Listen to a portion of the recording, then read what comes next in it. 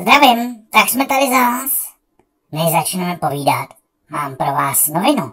Máme novou sousedku. Jmenuje se Anička. Ne, není to žádná holka. Je to štěně. Je to pes, zatím mini a myslím, že ani moc nevyroste, takže bude takový malý pes. A je strašně nadšená. Vrtí ocáskem, mňafe a snaží se k nám dostat.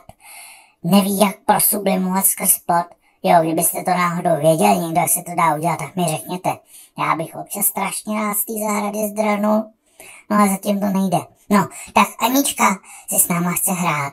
Já bych se s ní hrál taky, Kili taky, ale Vašek, ten jak sedí u plotu a je tam Anička, tak Anička dostane packou přes čumec.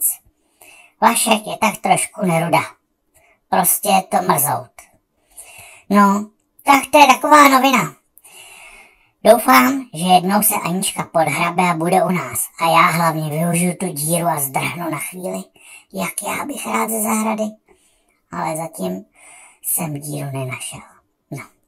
Dnešní díl bude krátkej. Povíme se o dalším úkolu. Dimouš dostane další těžký zadání. Jdeme na to.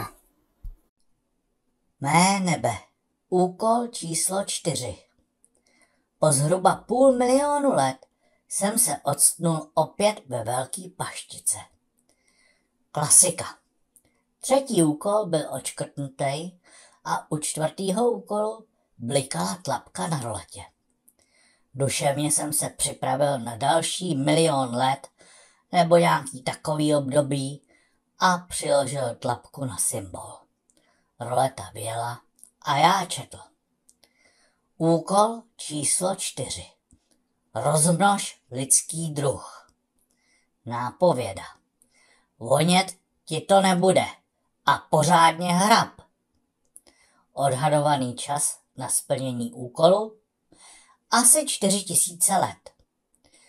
Ty bláho, jen 4000 let? Taková chvilička. Že bych se přibližoval k cíli, ke dni, kdy se kočičím nebem rozline opojná vůně paštiky s červeným pruhem a myši nebeský plněný manou budou navždy zapomenuty. Vylezl jsem před velkou paštiku a pokynul davům duší, který napjatě čekali, až se objevím. Mám pro vás skvělou zprávu, už se to blíží, už to skoro bude. Už jen pár tisíc, možná desítek tisíc let. Nadšeně jsem volal do davu. Mně to fakt přišlo jako skvělá novinka. Byl jsem zvyklý měřit čas ve 100 000 letech. V porovnání s tím to byla fakt jen maličká chvilička.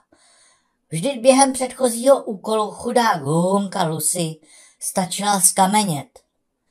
No jo, ale vděku se nedočkáš. Dav jen zklamaně hučel a slyšel jsem brblání.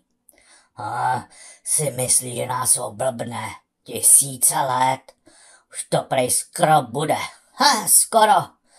Jen jestli nebe vyvolilo toho pravýho. A tak podobně, takový řeči. Nadšení ze mě opadlo. Tohle pravidlo funguje vždycky a všude. Nezávisle na druhu a době. Nikdy se nezavděčíš. Nikdy. Vždycky bude někdo brblat. Jsem přesvědčený, že i bakterie ve svém nebi brblají, že mana nebeská není nejlepší lišejník, že se měl zvolit mech a že to říkali. Prostě stěžování je vrozený každému živému organismu. No, takže jsem si povzdechnul, nezdržoval jsem to a skočil zpátky do života. Viděli jste ten obrázek? Ty naštvaný kočky jsou nevděční. Dimouš se už po tom světě potlouká miliony let. Snaží se. Už vás dokonce naučil i pěstovat obilí. Vás, lidi. Víte, jak je to složitý dostat vás ze stromů, naučit vás mluvit, rozdělat oheň a pěstovat obilí a ty kočky. Ty jsou naštvaný, že budou muset ještě chvilku počkat. To je fakt nespravedlivý. Jsem z toho zdrcenej. Asi budu muset jít zlobit. Nedá se nic dělat. V úterý bude zase písnička. A bude o jednom takovém hodně nepovedeným tvorovi. Tak se těšte. No a pokračování je příště za týden. Příští kapitola se jmenuje divně. Smraďoch. Mějte se hezky.